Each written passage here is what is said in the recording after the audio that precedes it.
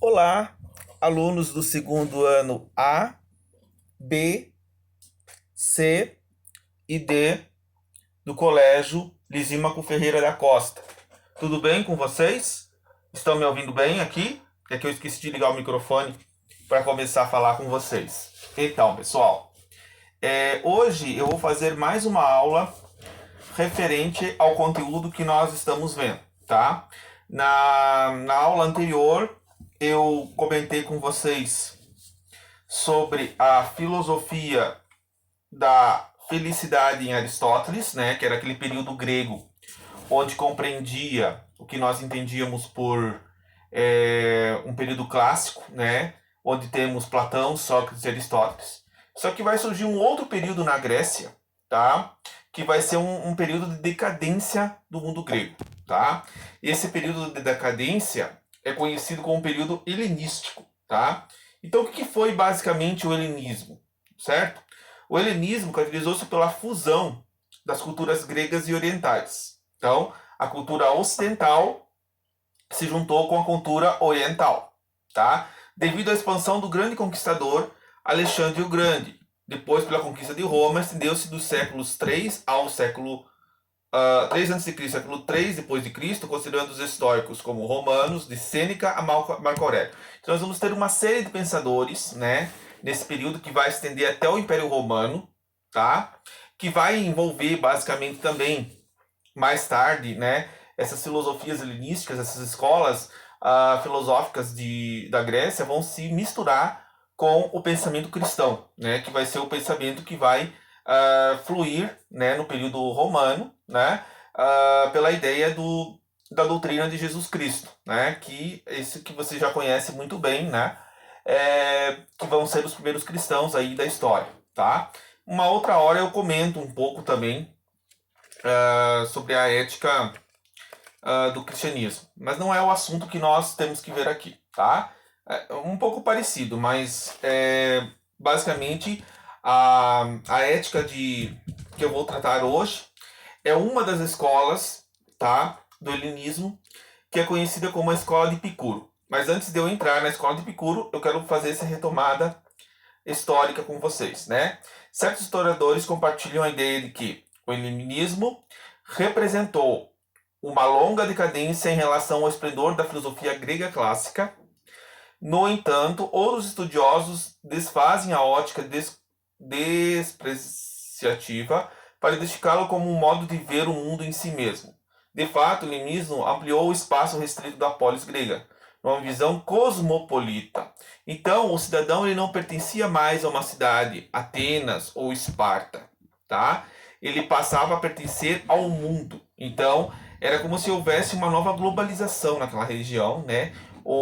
A cultura grega ela se expandiu. Então, a língua que se falava naqueles povos era grego, né? Era como se equivalente ao inglês hoje. Né? Então, boa parte dos povos tinham esse conhecimento, né? uh, da cultura grega, tá? Inicialmente o helenismo ainda manteve seu epicentro em Atenas, destacando-se correntes como o cinismo, o epicurismo, o estoicismo e o ceticismo, que abordaram questões da física, da ética, principalmente que nós vamos ver hoje, e da lógica. Das discussões realizadas em uma escola que participava não só assíduos discípulos, mas ouvintes opcionais, até a nova concepção de filosofia. Esse tipo de discussão deveria ser acessível a todos. Então, a filosofia não ficou restrita somente mais a um pequeno grupo, ela se expandiu para muitos outros grupos de pessoas. Então houve uma ampliação do conhecimento filosófico, certo? E dentro dessas escolas, né, nós vamos ter aquele pensador que vai trabalhar o conceito de felicidade que eu já venho trabalhando com vocês da aula anterior, certo? Que é o conceito que nós estamos vendo, né, dentro da ética. E eu vou ver até lá no final, quando nós chegarmos em Nietzsche, certo? Então, olha só. O pensamento do Epicuro, ele começa na seguinte frase. Então, prestem bem atenção. Essa frase está no livro de vocês. Eu vou passar depois no Google Classroom qual é a página que fala, né? Além de outros materiais que eu vou colocar ali na sala, para vocês lerem slides, documentários, né? Relacionados ao Epicuro. Que vai ficar bem completa a aula para que vocês possam realmente entender, certo? Então ele começa a sua carta. Existe um único texto do Epicuro que se chama Carta da Felicidade a Meneceu. Esse é um dos textos da atividade, tá? E ele começa essa carta dizendo assim: ninguém hesita em dedicar a filosofia enquanto é jovem. Ou seja, nunca é cedo para começar a filosofar. Nem se cansa em fazê-lo depois de velho. E também nunca é tarde para se começar a fazer filosofia. Porque ninguém jamais é demasiado jovem ou demasiado velho para alcançar a saúde do espírito ou a saúde da alma. Então a filosofia, ela dá ao homem a paz e a tranquilidade da alma. E de que forma que ela é feita dessa forma? Essa saúde do espírito, essa questão da interioridade, né? A paz de espírito é um dos temas que vai ser tratado dentro do que nós conhecemos como filosofia helenística, certo?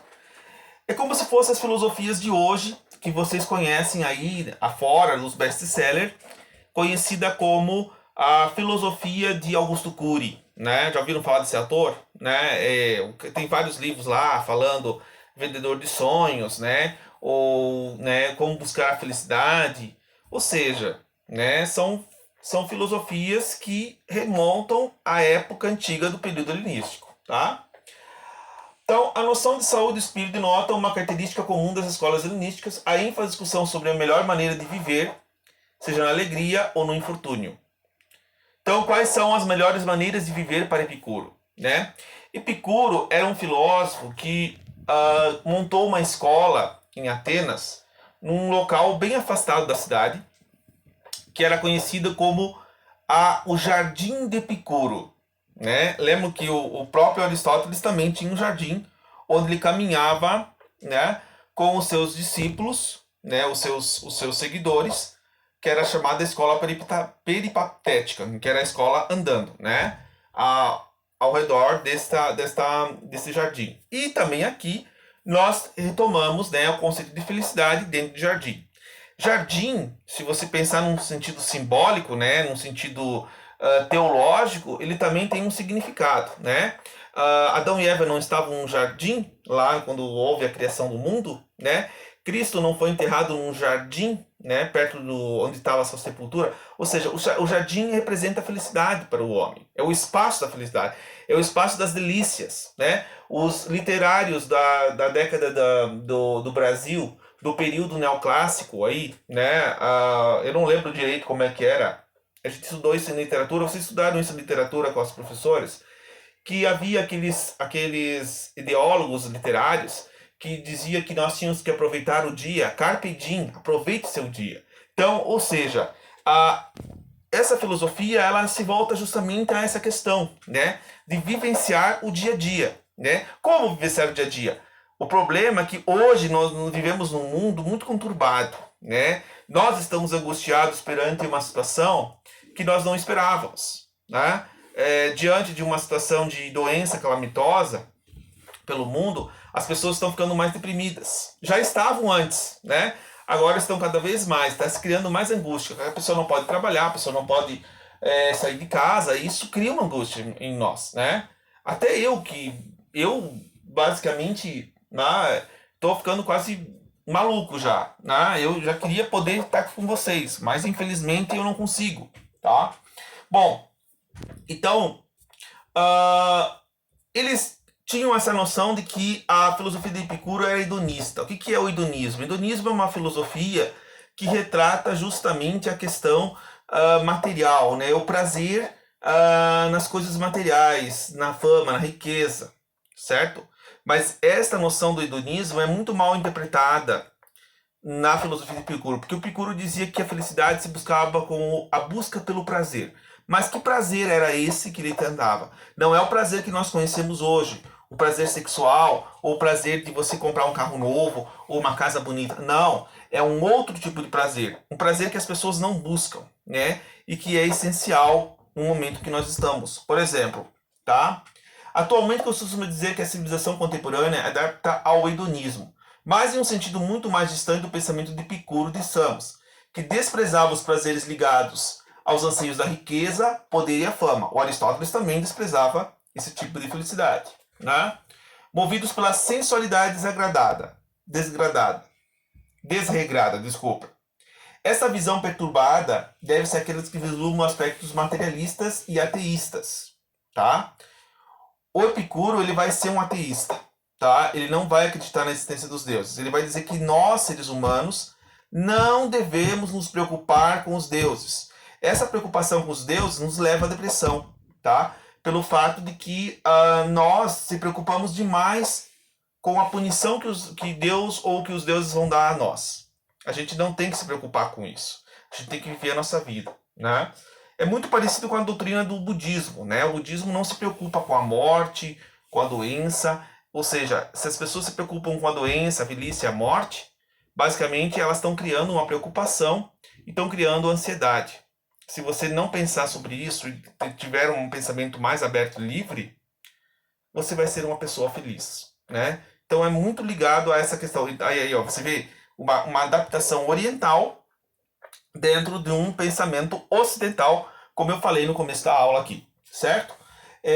Ou seja, vislumbra interpretações do cristianismo medieval também, tá? Então o cristianismo medieval também vai ter essa adaptação, tanto oriental quanto do sentido ocidental. Os que leram seus escritos, porém, descobrem que Epicuro, os deuses são felizes por terem senilidade. O filósofo entende que imperturbabilidade como meta humana, sabedoria prática que permite distinguir os prazeres que podem ser fruídos sem provocar dor e perturbação. Então o prazer ele não pode gerar dor e perturbação. Isso é uma coisa que o Epicuro tenta colocar. Por exemplo, a chamada ataraxia, que é abafar as dores do corpo, as perturbações da alma. A aponia seria a ausência de dor no corpo. E a ataraxia seria a ausência de perturbação da alma. Então a gente não fica doente somente fisicamente, como está acontecendo agora. A gente tem que cuidar também, dentro na situação em que nós estamos, de não ficar doente aqui, ó. Tá? Isso é o que principal nós temos cuidado, né? Tentar fazer as coisas com calma. Ah, professor, eu não estou conseguindo fazer todas as atividades. Vai com calma, né? Se não consegue fazer, a gente corrige, né? Depois, tá? Eu pedi agora para a Márcia, inclusive, essa manhã, para que avisasse a vocês, eu vou avisar nessa aula também, já quem vai querer assistir, né? Que vocês têm esse sábado agora e esse domingo para fazer as atividades, tá? Quem não fez as recuperações do primeiro trimestre, eu vou corrigir no final de semana, porque semana que vem nós temos o conselho, tá? E quem não fez, ficou. Não tem o que fazer, tá? Tem que tentar recuperar agora nesse segundo trimestre com as atividades que eu passar a partir de agora, tá bom? Por favor, gente, vamos começar a estudar, tá? Eu sei que tá difícil, mas é o que nós temos, o único caminho que nós temos para passar para vocês, tá? Então, por exemplo, como que ele coloca esses prazeres, tá? Os prazeres naturais necessários. Então ele coloca que o homem tem que ter prazeres naturais necessários. Quais prazeres naturais necessários são? Ter um lugar para comer, ter alguma coisa para comer, ter alguma coisa para beber, ter um lugar, uma coisa para se vestir e ter um lugar para morar. É um necessário, gente, tá? O que é natural, o que o homem realmente necessita? Uma coisa para comer, um lugar para trabalhar, um lugar para morar, um lugar para se vestir. É só isso. Não precisa comprar muitas coisas, né? Os prazeres necessários que o homem precisa para viver, tá? Não rejeitar os prazeres naturais e não necessários, como cultivar uma amizade, né? Que seria uma segunda situação. As pessoas só são felizes quando elas têm amigos, né? Saborear uma comida saborosa, beber uma bebida muito gostosa, né? Ele coloca lá que uma forma de você viver a vida é tomar um banho de chuva, andar na praia, caminhar no parque, fazer prazeres que levam à questão do divertimento, do entretenimento, né? E desprezar os prazeres não naturais e não necessários, que seria comprar carro novo, comprar uma roupa de marca, comprar uma casa bonita. Pra quê? Não precisa disso. Basicamente viver o simples. Aí você consegue ser feliz, ter amigos, viver na simplicidade. É basicamente isso. Não se preocupar com o que Deus vai se pensar, você não se preocupar com o que as pessoas vão pensar de você. É você saber viver uma vida. Basicamente é isso que o Epicuro nos coloca, né, dentro dessa filosofia. Então ele diz assim: o prazer é o início e o fim de uma vida feliz. Com efeito, nós o dedicamos como um bem primeiro inerente ao ser humano. Embora o prazer seja nosso bem primeiro inato, nem por isso escolhemos qualquer prazer. Há ocasiões em que evitamos muito prazeres, quando deles nos advêm efeitos os mais das vezes desagradáveis, tá? Ao passo consideramos muito sofrimento preferíveis aos prazeres sem um prazer maior, depois de suportarmos dores por muito tempo. Ou seja, o Epicuro ele era contra a dor do corpo, porque, segundo os historiadores, ele morreu de pedra no rim, tá? De cálculo renal. Então, ele coloca que uma das 4 situações de evitar a dor e o sofrimento, quando a pessoa está doente, está numa cama de hospital como hoje, qual que é a melhor maneira dela buscar o prazer? Ela lembrar os momentos que ela foi feliz, né? Ela lembrar os momentos que ela tinha saúde, que ela podia encontrar os amigos e tal. Então, ela tem que evitar a dor e o sofrimento. E também uma coisa que ele também coloca, que o homem não tem que se preocupar com a morte. A morte não é nada. Olha só. Epicuro também refletiu sobre a morte. Segundo ele, a morte não significa nada, porque não existe para os vivos, os mortos não estão mais aqui para explicá-la. Lamento que a maioria das pessoas fuja da morte como se fosse a maior maioria dos males, quando na verdade não há vantagem alguma em viver eternamente. Crítico dos mitos de superstição, Epicuro seguia um materialismo típico do atomismo demócrito. Considerava que a alma, de natureza material, desaparece com a morte, mas o que temos, a alma imortal, vale de maneira pela qual escolhemos ser. Então ele acreditava que a alma morria junto com o corpo. Então quando a pessoa morria, esses átomos que constituem o nosso corpo, eles se desintegravam, juntamente com a alma. Então, o homem não tinha que se preocupar com a morte, porque a morte ela é natural, ela vai acontecer com qualquer um de nós. E todos nós vamos morrer, isso é a única certeza que nós temos, tá? Mas a gente não tem que ter medo da morte, porque a morte faz parte da vida, tá? Eu não tenho medo da morte, porque ela faz parte da vida. Se eu morrer, morreu, né? Vai fazer o quê? Não tem como fazer. Ninguém voltou da morte para saber como, né? Como é. A gente só sabe que um cara chamado Jesus Cristo que voltou da morte, né? Que ressuscitou, a única que a gente conhece. O resto, não, a gente não sabe, né? Como que as pessoas não voltam da morte, não? Então, a morte é uma coisa inerente a todos os seres vivos, né? Seja cão, seja gato, seja homem, todos nós vamos morrer, tá? Todos nós vamos ficar doentes, todos nós vamos envelhecer, né? Todos nós vamos morrer. E temos que saber viver a vida com prazer, né? Porque se temos o prazer de vivenciar a vida, a gente tem que aproveitá-la, né? O quanto ela nos dá, né? Então, saber viver bem e com prazer, né? Saber viver muito bem, né? E não adianta viver uma vida mal, sabendo que talvez não possa existir outra vida depois. Claro que existem as chamadas crenças aí de doutrinas religiosas, como a reencarnação, do espiritismo e tal, né? Mas quem diz que eles estão certos e nós não, né? A gente não sabe, né? As doutrinas dizem que nós vamos para o céu, para o inferno. Isso são doutrinas, são teorias, não? Ninguém voltou lá para dizer como é que é ou não, não? Então isso são questões, ou seja, ele coloca uma filosofia relacionada à ideia do bem viver, né? Viver com amigos, viver com o necessário, não temer a morte, saber viver com prazer, evitar a dor e o sofrimento, né? Então é basicamente esta a felicidade que o Epicuro propõe, né, na sua carta a Meneceu, né? E que eu vou colocar juntamente com um slide com todas as explicações sobre a teoria do atomismo, as questões relacionadas ao documentário, que vai retratar uma situação real, que vocês vão ver lá, tá? E a minha aula que estou passando aqui para vocês, tá? Se vocês quiserem dar uma lida no capítulo do livro de vocês, está no capítulo da página 211, tá? Que está sobre o conceito de Epicuro, certo? Eu estou seguindo basicamente o livro de vocês, tá? Aí mais na outra página tem as outras teorias do estoicismo, cinismo, as concepções medievais do pensamento, tá? Eu não vou me deter a estas questões porque eu estou tentando focar o que é mais importante, tá bom? A próxima aula nós veremos sobre a ética de Kant, tá? que também está no livro de vocês, né? Que vai falar sobre a moral do dever, tá bom? Então eu peço a vocês que façam as atividades, me entreguem, porque isso vai valer presença para vocês, certo? Dessa semana, essa aula dessa semana. E também que vocês, quem não fez as atividades anteriores, faça, por favor. Eu vou dar um tempo de corrigir as atrasadas. Esse final de semana eu vou corrigir esse primeiro trimestre e encerrar aquelas atividades, porque senão eu não posso ficar lá toda hora voltando, né? Quem não fez tem que tentar fazer, tá? Eu sei que é difícil, né?